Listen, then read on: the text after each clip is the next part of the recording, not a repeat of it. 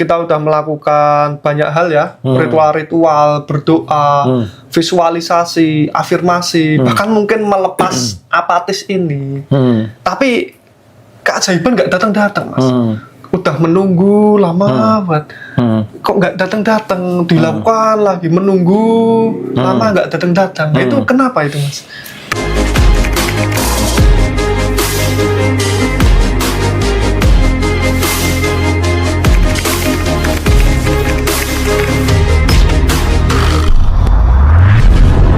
Gitu. Berarti segala sesuatu di luar imajinasi kita atau harapan-harapan kita bisa kita dapatkan juga, Mas? Bisa. Karena sudah semesta yang berkehendak. Jadi kalau di repent itu kan sudah masuk di kehidupan di mana mekanisme semesta yang bekerja. Itu kadang nggak terpikirkan pun bisa dapat gitu loh. Nah ini yang seharusnya seseorang tuh mampu berada di situ. Gitu. Jadi tidak hanya sekedar aku tuh maunya gini, tapi maunya kita itu kan berdasarkan database, berdasarkan pengalaman di masa lalu, berdasarkan informasi-informasi di masa lalu. Nah, kalau terbatas dari itu, berarti kan hal di luar itu bisa jadi tidak ketarik. Pokoknya saya maunya lewat ini, pokoknya saya maunya nominal sekian atau bentuk yang ini gitu. Itu kan pasti ada pengaruh database di masa lalu.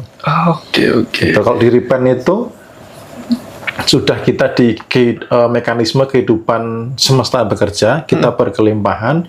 Nanti semesta akan melihat kita butuhnya apa, kita lebih tepatnya apa, kita lebih bagusnya nerima apa. Kayak gitu. Berarti antara yang kita inginkan dengan yang kita harapkan dengan mekanisme semesta ini apakah bisa bersatu, Mas? Bisa selaras, bisa berbeda. Gitu. Karena di repent itu nanti ada kerendahan hati. Jadi kita mau A, tapi kita juga mau kalau Tuhan mau B atau C yang lebih baik. Atau D demi kebaikan kita, misal gitu. Contoh nih, orang pengennya mobil sport. Pakai loa, pakai teknik ini itu. Tapi motivasinya adalah untuk nanti gaya-gayaan, merendahkan orang, sombong, itu kalau dikabulkan kan malah bahaya ke kehidupan. Gitu. Nah kalau di repent itu nggak akan terjadi. Gitu. Jadi akan diberikan sesuai dengan porsi. Makanya, nah porsi itu ditentukan apa? Sesuai dengan kelayakan rima. Tugasnya apa? Melayakkan. Melayakkan apa? Melepaskan emosi-emosi bawah. Ketika sudah di repent, maka sesuai dengan porsi. Jadi tidak seperti kayak tiba-tiba dapat sesuatu hal yang misalkan dapat kekayaan yang belum mampu mengelola, sehingga oke, dapat angka sekian tapi terjun bebas lagi, kayak gitu. Oke. Dan konsep repent ini tentunya lebih mudah ya, Mas, untuk teman-teman yang masih awal belajar banget ini. Secara benang merahnya lebih simpel. Jadi nanti teman-teman tuh akan melihat ternyata kehidupan sesimpel ini gitu. Karena kan yang saya amatin terjadi itu kan banyak juga teman-teman yang masih aku butuh ilmu apa lagi, aku butuh belajar apa lagi, aku butuh praktek apa lagi gitu. Dan nanti di repent itu ketika teman-teman memahami benang merahnya, akhirnya akan melihat beberapa teknik-teknik ilmu pengembangan diri, semua arahnya yang benar tuh ke arah repent. Mau letting go, mau letting in, mau ho'oponopono, mau apa, itu arahnya adalah pada kehidupan repent ini. Ujung-ujungnya adalah mau sedunam itu juga sama, melepaskan emosi-emosi di level bawah, masuk ke dalam kehidupan mekanisme semesta. Gitu. Berarti syarat untuk mencapai kondisi repent ini harus melepas emosi-emosi bawah ya, Mas? Ya. Dan itu kan teknik di luar sana kan banyak. Mau pakai sedona method bisa, mau pakai teknik vibrasi bisa, mau letting in, mau letting go, mau. Dan ini semua nggak ada yang salah, Mas, teknik-teknik. Nggak ada yang salah. Tergantung teman-teman nanti cocoknya yang mana gitu loh. Oh gitu ya. Kalau saya cocoknya pakai letting in misalkan, ya sudah pakai. Saya cocoknya pakai sedona method, silahkan. Tapi yang terpenting atensi fokusnya adalah saya mau masuk pada kehidupan repent. Di mana saya tidak lagi menjaga, mempertahankan emosi-emosi bawah, di mana saya melepaskan semua itu, dan semestalah yang mengatur kehidupan saya, dalam artian mensupport, gitu. Jadi baru batin apa, kepengin apa, itu hidup simpel gini, hidup di dalam kemudahan. Itu. Oke. Dari banyak teknik tadi Mas Bimo, nanti Mas Bimo bakal menggunakan teknik yang apa untuk konsep ilmu repent ini, Mas? Saya lebih ke benang merahnya. Kalau nanti soal teknik namanya apa, itu bisa jadi kombinasi, bisa jadi macam-macam, teman-teman terserah mau menamai apa. Yang penting berhasil ya, ada soal hasilnya. Nama, iya. Yang terpenting adalah goals-nya berada di repent, kehidupan repent, dan juga dampaknya. Jadi saya lebih fokus kepada dampak, sehingga teman-teman tidak lagi terjebak di ini mana yang benar, mana yang salah. Teknik sana kok begini, kok sini begitu, ini mana yang benar, mana yang salah. Tapi mereka mengabaikan untuk mengalami itu. Karena ilmu kehidupan itu kan bukan untuk diperdebatkan sebenarnya. Iya. Bahkan diketahui tok nggak cukup. Dia harus dipraktekkan untuk seseorang bisa mendapatkan manfaat. Jadi nanti fokusnya adalah teman-teman bagaimana sepanjang hari itu disiplin. Ya secara keseluruhan nanti namanya adalah repent. Jadi nanti disiplin ketika mengalami tiba-tiba sebel, apa yang perlu dilakukan. Tiba-tiba marah, apa yang dilakukan. Bangun tidur bete, apa yang dilakukan. Terus supaya energi tetap tinggi, apa yang dilakukan. Kayak gitu. Jadi lebih kepada hidup berkesadaran sepanjang hari bahwa goal saya adalah hidup di repent, di penthouse. Dan teknik-teknik itu nanti cocok-cocokan ya berarti ya. Betul. Tergantung si peserta ini cocoknya pakai teknik apa atau nyamannya. basic bakatnya gitu ya. Jadi makanya kan pada saat teman-teman yang kemarin di komunitas sebelumnya itu kan sering nanya kan gitu. Saya bagusnya pakai begini, saya selalu nanya balik, nyamanmu piye gitu. Nyamanmu piye? Karena ketika teknik itu Anda nyaman, itu lebih menghasilkan, lebih powerful dibandingkan harus menyamakan diri dengan orang lain yang belum tentu cocok gitu. Ya sama lah kayak kita misalkan berobat gitu ya. Ada yang di puskesmas aja sembuh. Ada yang harus ke rumah sakit bermerek dulu baru sembuh. Gitu kan. Kadang dokternya juga harus ngarani yang si A, si B. Si A cocoknya sama dokter yang B. Si ini ya cocoknya begitu ya sama. Kehidupan juga sama kok gitu. Okay. Yang penting teman-teman itu di repent nanti memahami. Oh begini toh kehidupan. Oh begini toh kelimpahan. Oh kelimpahan tuh aspeknya ini saja. Untuk menjaga di situ berarti saya harus seperti ini. Jadi teman-teman tidak hanya belajar sebuah keilmuan, tapi panduan praktisnya itu loh. Kalau terjadi kayak gini gimana? Terjadi kayak gini gimana? Apa yang dilakukan dan seketika itu juga. Jadi nggak nunggu harus tanya ke mentor dulu kah? Harus nunggu meditasi dulu kah? Atau apa gitu loh. Begitu merasa ada batasan tercipta, begitu merasa ada kondisi emosi level bawah, seketika itu juga langsung dilakukan gitu. Gitu. Ya, gitu. Ada bikin saya penasaran gini Mas. Saya akan mengikuti Mas Bimo juga udah setahun belakangan ini. Kalau di repent ini, apakah semakin repent semakin hoki Mas? Karena yang kemarin semakin bahagia semakin hoki ya. Nek sekarang ini apakah semakin repent semakin hoki? Seperti itu. Ini pertanyaannya sensitif ya. Sensitif. Kan bahagia, nggak apa-apa bahagia. Iya, jadi repent itu hidup dalam kemudahan. Kemudahan itu mudah bukan berarti kemudahan. Kemudahan bukan berarti mudah gitu. Kemudahan tidak sama dengan mudah. Jadi ini perlu direnungkan gitu. Tapi kalau kemudahan itu ya gimana ya? Misalkan nih, contoh ada beberapa hal yang berpotensi jadi problem dalam hidup saya. Nggak jadi problem loh. Jadi ada kondisi yang saya ngerasa kayaknya kok ini bikin gemes. Kayaknya ini menurut saya, persepsi saya itu nggak nyaman gitu loh. Menurut saya nggak ideal. Ternyata karena di repent, ini sudut pandang semesta ini ideal. Contoh, buku saya belum keluar itu. Kalau sudah keluar dengan judul yang akhirnya sudah dimiliki orang lain, apa yang terjadi? Masalah kan? Hambatan-hambatan yang saya alami pada saat menulis buku, ini salah satu mekanisme semesta. karena berada di Repent itu. Ketika saya dipanggil ke istana, saya coba kalau sudah mengajukan proposal dengan brand yang sudah diajukan orang lain, ya kan? Itu belum terjadi, gitu loh. Jadi itulah namanya kehidupan di Repent. Semesta udah tahu gitu loh. Ini akan potensi jadi masalah. Sebelum ada masalah dulu. udah clear dulu ya. Iya, kayak gitu. Misal ada masalah, clearnya bagaimana dia tahu jalan keluarnya. Kayak gitu. Oke. Jadi lebih ke kemudahan lah ya. Diberi kemudahan. Gitu. Hidup dalam kemudahan. Oke. Itu. Dan ini kan tadi syarat pertama untuk masuk ke kondisi Repent ini, tingkatan ini harus melepas emosi-emosi negatif ya. Level bawah. Salah satu yang Mas Bimo tadi baru gatel ya, tuh ada yang namanya emosi apatis itu.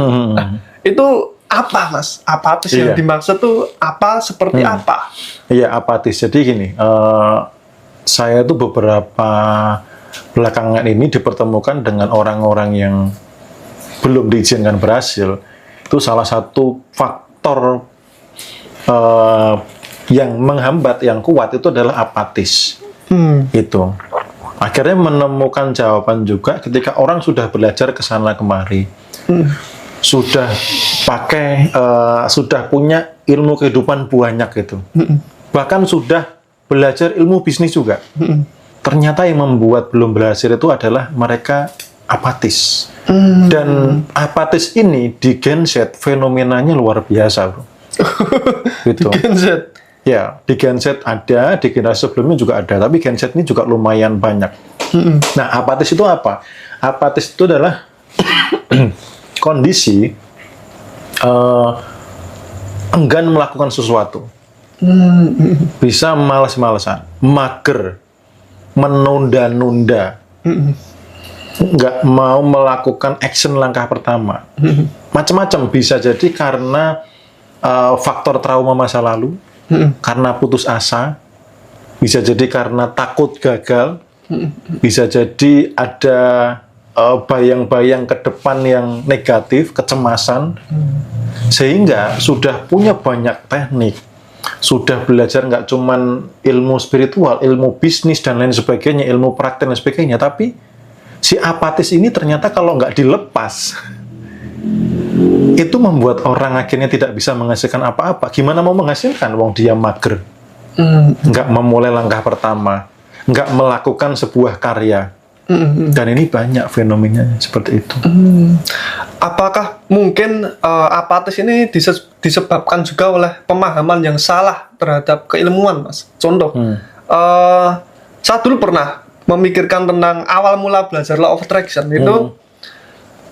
Di situ disebutkan dengan kekuatan pikiran dan kekuatan imajinasi. Apa yang kita pikirkan dan kita yakini kita bisa genggam di tangan. Nah, itu kan seolah-olah, nah buat apa saya take action secara fisik? Wong saya pikirkan aja dan saya yakini dengan penuh iman, saya bisa menggenggamnya di tangan. Apakah seperti itu? Nah, sebenarnya salah satunya itu. Namun sebenarnya dia kurang lengkap sih sebenarnya. Ya, pemahamannya kurang lengkap gitu. Pemahamannya sudah benar tapi kurang lengkap. Karena kalau teman-teman mempelajari betul law attraction, di situ kan dibahas juga vibrasi yang tidak dibahas banyak. Ya kan? Nah, apatis ini kan vibrasi nomor 3 dari bawah. Vibrasi nomor 3, berarti rendah banget ya Mas ya? Iya.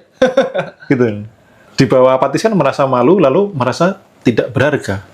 Kalau merasa tidak berharga itu sudah rasanya pengen mati gitu loh. Bunuh diri. Gitu. Jadi apatis ini sebenarnya vibrasi nomor 3 dari bawah. Putus asa apatis itu. Nah, di Law of Attraction, di buku The Secret itu ada pembahasan vibrasi, tapi orang buru-buru ya karena apatis itu nggak dilepas. Makanya kalau apatisnya belum dilepas kan pengennya jadi instan. Pengennya nggak ngapa-ngapain, kalau bisa tuh ada uang datang, ada uang jatuh dari langit, bahkan uang depan pintu pun nggak mau ngambil, kalau bisa tuh diantar di sini loh, gitu loh, dimasukin ke saku gini loh, bahkan buka saku pun nggak, kalau bisa jangan gitu loh, pakai kemampuan pikiran gitu, masuk ke sini sendiri gitu. Nah makanya kalau belajar law of attraction itu perlu melepas vibrasi force-nya. Nah ternyata ada satu yang diabaikan oleh beberapa orang di luar sana, untuk melepaskan apatis. Oke, oke. Padahal itu kunci ya mas masuknya ya. Iya dong, karena kan gini, apa yang terjadi ketika punya angan-angan yang cerdas sekali gitu, punya rencana yang bagus sekali, tapi tidak dilakukan. Sepanjang hari delongok, sibuk rebahan gitu ya, menunda-nunda gitu. Nah itulah apatis. Makanya beberapa akhir ini, ayo bahas apatis buat teman-teman, bahas apatis buat teman-teman. Nah itu perlu dilepasin apatisnya itu. Makanya di meditasi bulan ini, nah, saya ada variasi. Jadi setiap meditasi nanti bisa jadi materinya beda-beda.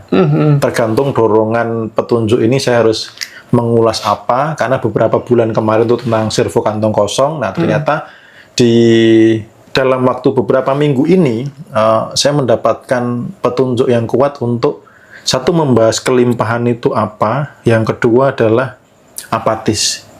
Gitu. Jadi kalau teman-teman misalkan masih kesulitan untuk melepas apatis itu gimana dan lain sebagainya, nanti bisa ikut di meditasi bulan ini di Jogja, di bulan November ini. Nanti tanggal berapa ini mas? Tanggal 17. 17. Lokasinya? Lokasinya di Soji, Jalan Magelang.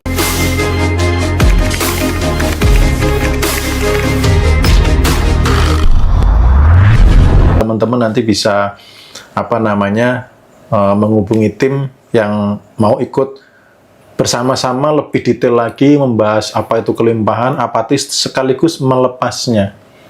Gitu, supaya ketika memang ada dorongan untuk ketemu dengan teman lama, ya langsung ketemu gitu loh.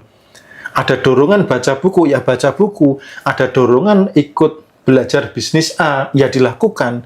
Sehingga ada hasil gitu loh. Karena nggak cukup hidup hanya belajar vibrasi, belajar loa, belajar itu habis itu bengang-bengong. Apatisnya nggak dilepas gitu loh. Kayak gitu bro. Oke. Ada satu pertanyaan mas yang masih mengganjal.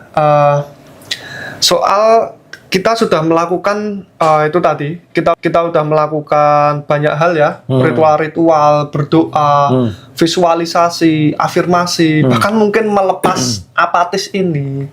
Tapi keajaiban nggak datang-datang mas. Udah menunggu lama banget. Kok nggak datang-datang, dilakukan lagi, menunggu lama nggak datang-datang. Nah, itu kenapa itu mas? Berarti itu masih apatis. Loh, Karena kalau apatis itu nggak akan mau menunggu bro. apatis nggak bakal mau menunggu. Nggak bakal menunggu, dia pasti selalu ada action yang dilakukan. Oh gitu. Menunggu itu salah satu bentuk bagian dari apatis. Oh, oke. Mana mobilnya nggak datang-datang, mana uang 1 miliar nggak muncul-muncul, itu apatis. Oh itu apatis. Kalau apatisnya sudah lepas, kan begitu masuk ke repen, itu kan sinyal intuisi kuat. Iya. Jadi kalau teman-teman nanti sudah masuk di repen, itu sinyal intuisi kuat. Sinyal intuisi kuat itu petunjuk itu unlimited. Harus melakukan apa, ketemu siapa, bisnis apa. Nah kalau orang yang apatis, itu nggak dilakukan. Begitu dilakukan, itulah hasil. Oh gitu. Berarti menunggu tuh vibrasinya sangat rendah ya? Ya kalau hanya menunggu, apalagi ngarep itu kan force. Oh gitu. Iya, kemelekatan. Oh gitu. Oh, Iya. Unik ini karena banyak mungkin ya di pelajaran-pelajaran law of attraction tuh ya setelah kita melakukan ritualnya, kita udah membayangkan, merasakan seolah-olah sudah tercapai, ya kita tinggal nunggu hasil doang. Nggak. Ya, tinggal dicek aja yang begitu berhasil nggak. Yang pertama, yang kedua, yang berhasil ini apakah tiba-tiba atau dia melakukan sesuatu?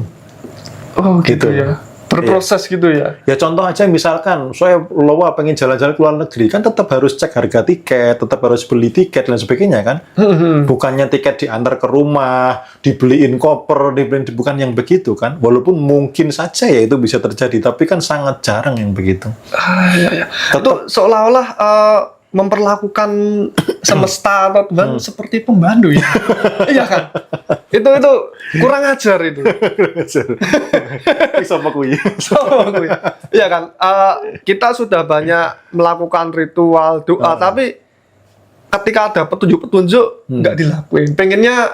Pengen makanan, tapi pengennya disuapin. Lah itu yang kita mintain gitu kan, mohon maaf, kita sang maha kan. Kenapa kita memperlakukan beliaunya seperti pembantu kita?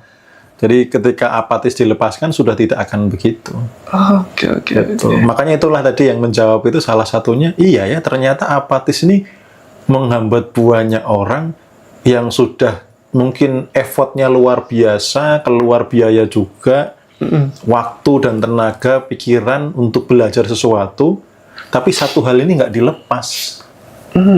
Gitu. Sampai di rumah ya nggak ngapa-ngapain gitu loh. Nggak ada take action-nya. Itu bukan karena apa-apa, rasa. Jadi apatis itu vibrasi. Rasa enggan melakukan sesuatu, nunda, mager itu rasa, itu emosi. Energy in motion, energi yang rendah. Itu biasanya bersumber dari apa ini, Mas? Apatis ini? Banyak hal, salah satunya adalah kalau yang sudah di generasi-generasi lama itu rata-rata karena trauma kegagalan di masa lalu. Oh, mungkin banyak gagal gitu ya. Jadi kalau mau melakukan nanti kalau gagal seperti yang dulu gimana? Takutnya gagal lagi dan lain sebagainya. Itu kalau Gen Z ini memang generasi-generasi instan. Bisa jadi juga karena salah didikan. Biasanya kan apa-apa disediakan orang tua. Bahkan nyari sekolah baru dibersamai, ya daftar kadang didaftarin, terus nyari baju dicariin dan lain sebagainya. Jadi selalu dengan tipe-tipe yang mereka tuh hampir kurang action sehingga menjadi habit, gitu, menjadi habit. Nah makanya di Gen Z ini yang mereka pola asuhnya kurang tepat, apatisnya tinggi, gitu. Jadi uang-angannya keren luar biasa, actionnya kurang. Bisa jadi malah nol gitu. Kayak gitu. Kalau dalam keilmuan vibrasi, kita masih tetap harus action secara fisik ya, Mas ya. Terus fungsinya kita ini afirmasi, kita ini visualisasi. Itu untuk apa terusan? Satu yang pasti untuk menyelaraskan dengan kondisi yang diinginkan. Untuk membuat itu menjadi sebuah habit. Untuk familiar, gitu, karena kan bawah sadar itu kan selalu menolak yang tidak familiar. Nah, afirmasi, visualisasi itu sebuah teknik supaya kita tuh sudah familiar di kondisi itu, sehingga bawah sadarnya nggak nolak. Gitu, kan bawah sadar nggak tahu tuh yang nyata yang enggak. Seolah-olah ada, dianggapnya ada. Ketika dia memancarkan itu sudah punya, nah maka apa? Itulah yang akan terjadi. Jadi afirmasi, visualisasi tetap diperlukan bagi teman-teman yang memang belum terbiasa di kondisi yang diinginkan. Itu contoh misal orang sudah terbiasa pakai mobil mewah gitu ya, pengen Alphard, mungkin dia nggak perlu afirmasi gitu loh. Karena sudah biasa ngelihat di jalan, sudah biasa temennya pakai itu, sudah biasa naik mungkin dan lain sebagainya. Jadi untuk punya itu nggak perlu afirmasi dan lain sebagainya. Jadi afirmasi, visualisasi itu untuk memfamiliarkan diri kita supaya apa? Selaras dengan goals-nya. Jadi antara diri yang saat ini dengan goals itu ada gap yang luar biasa gitu loh. Ketika terjadi gap, apa yang terjadi? Rasa pengen. Itu. Bukannya rasa ingin tuh fondasi kita dalam melakukan ritual-ritual ini, Mas. Kita ingin sesuatu kan? Karena kita aku pengen uang, aku pengen kelimpahan, aku pengen mobil, aku pengen rumah. Bukannya itu sebuah keinginan yang melandasi ini semua. Betul, itu yang melandasi. Nah, prakteknya pada saat untuk meraihnya, rasa pengen itu mulai harus dikurangi. Ketika pengen sudah ditentukan A, B, C, D, misalkan gitu ya, rasa pengen itu sudah nggak boleh mancar lagi. Makanya ada letting go itu tujuannya untuk apa? Untuk melepaskan rasa pengen. Melepaskan rasa pengen. Karena rasa pengen itu kan berarti memancarkan apa? Misal saya pengen iPhone 16. Saya pengen iPhone 16, artinya apa? Saya belum punya. Oh, iya. Nah, kalau rasa pengen ini dibawa kemana-mana terus-menerus, berarti kan saya memancarkan belum punya. Kalau memancarkan belum punya, apa yang dikembalikan semesta? Kita menarik kondisi belum punya terus. Dan belum punya, kalau dihubungkan dengan repent, ini kan kekurangan.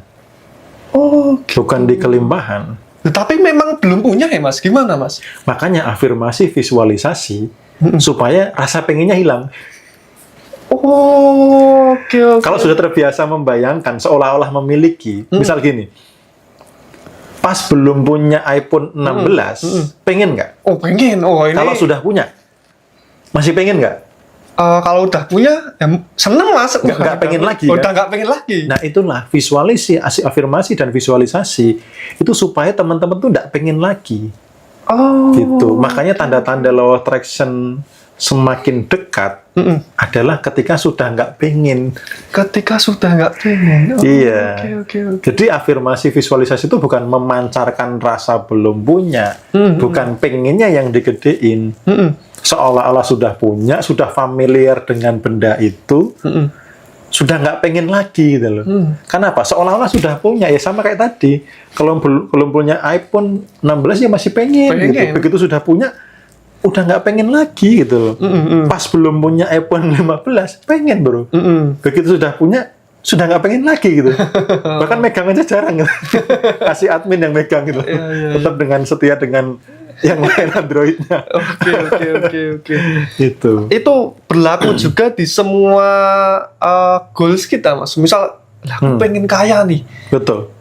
Kita harus jadi nggak pengen kaya gitu, Mas. Nah, makanya dulu waktu saya kita podcast di sebelah dulu ya, waktu saya ngomong kekayaan adalah apa yang dibahas? Untuk kaya itu perlu apa? Kesadaran kaya. Kesadaran kaya itu apa? Merasa sudah kaya. Merasa sudah kaya. Supaya nggak pengen kaya. Nah, kalau dihubungkan dengan apa yang tertulis, kan mengikuti persangkaan hambanya. Oh. Tuhan mengikuti persangkaan. Oke. Persangkaan apa? Merasa sudah kaya dulu. Dan nanti akan diberi ya. Diberi. Oh. Gitu. Oke. Berarti, Supaya merasa kaya, ya afirmasi seolah-olah sepanjang hari saya lah orang kaya. oh, oke. Gitu. Pakai parfum ini juga bisa. Ada afirmasi kalimatnya. Oh iya ya. Oke. Untuk nanti setiap hari, kenapa di panduan parfum ini, ya, di parfum Happy High Vibes ini, kenapa di belakangnya itu saya kasih panduan afirmasi. Dan ini lengkap. Barcode-nya di sini itu untuk akses apa aja, termasuk kekayaan, kesehatan, jodoh, ya, termasuk yang marketing, usahanya biar laris, supaya sepanjang hari itu ketika dia self-talk afirmasi, dia sudah terbiasa, sudah familiar dengan kondisi itu. Itu untuk membangun rasa di dalam diri kita ya. Oke. Supaya nggak lagi pengen gitu loh. Saya nggak pengen. Oke. Iya. Kalau masih pengen tuh berarti lawannya masih jauh itu. Gitu ya. Iya. Dan di parfum ini ada berapa panduan nanti, Mas? Ada sekitar 7 atau 8 panduan self-talk. Oh, berarti udah komplit ya? Komplit. Ini ada dua macam ini, bedanya apa ini, Mas? Ini apa? Vibrasio sama harmonia. Untuk cewek cowok aja sih. Oh, untuk cewek, untuk cowok. Kalau vibrasio itu disarankan untuk cowok, kalau yang harmonia itu disarankan untuk cewek. Nah, teman-teman silakan cek ulasannya ya, karena banyak sekali yang terkesan dengan aromanya. Yang untuk cowok yang mana, Mas? Yang ini, Coba. yang biru, Oh, ini yang yang biru. vibrasio. Gitu. Kalau karena kamu cowok, kamu pasti lebih suka aroma yang ini. Gitu. Oh, ini maskulin banget ya, Maskulin. aromanya ya. Tapi itu rata-rata yang suka cewek. Oh, gitu. Karena kan yang menghirup kan cewek kan gitu. Tapi coba kamu menghirup ini, itu pasti suka. Karena kemarin ada salah satu komen yang sudah beli di TikTok itu, dia komen, habis pakai ini suami saya ngendus-ngendus gitu. Oh, gitu. Apakah kebetulan atau apa gitu? Karena memang aromanya udah desain gitu. Gitu. Coba aja nih kalau misalkan ada gadis ya pakai aroma itu, kira-kira kamu sebagai cowok gimana gitu. Iya. Nah, untuk yang cewek yang jodoh itu afirmasinya adalah tidak hanya untuk jodoh, tapi juga untuk meningkatkan inner beauty. Gitu. Itu kalau yang cowok untuk meningkatkan karisma. Charm. Oke, daya Gitu. tarik ya. Iya, jadi nah karisma ini kan nggak hanya untuk narik jodoh, untuk bisnis, untuk percaya diri dan lain sebagainya gitu. Dan ini parfumnya bisa didapatkan di mana ini, Mas? Di TikTok ada, di YT juga ada, Oke. di yang warna oranye juga ada. Dan nanti teman-teman mungkin di atas sini atau di bawah sini bisa langsung Iya. diklik Nanti- link yang ada ya. Itu ini pun juga dari petunjuk bro gitu loh. Oh gitu. Ada kisahnya tuh. Iya, jadi orang itu kan kesulitan self-talk, kesulitan afirmasi itu adalah ketika apa? Mereka untuk rutin, sulit gitu loh, untuk konsisten. Nah, Ternyata orang tuh lebih konsisten dandan konsisten nggak? Pakai parfum konsisten nggak? Konsisten. Nah ya kan, sisiran gitu kan. Nah, parfum ini bagian dari ornamen yang bisa membuat orang konsisten sebagai pengingat. Oh, kalau aku pakai parfum ini, aku harus afirmasi ini, harus self talk ini. Gitu. Ketika itu diucapkan dengan rasa, familia di bawah sadar, rasa pengennya hilang, maka semakin dekat dengan realita itu. Oh, oke. Ya, gitu. Oke.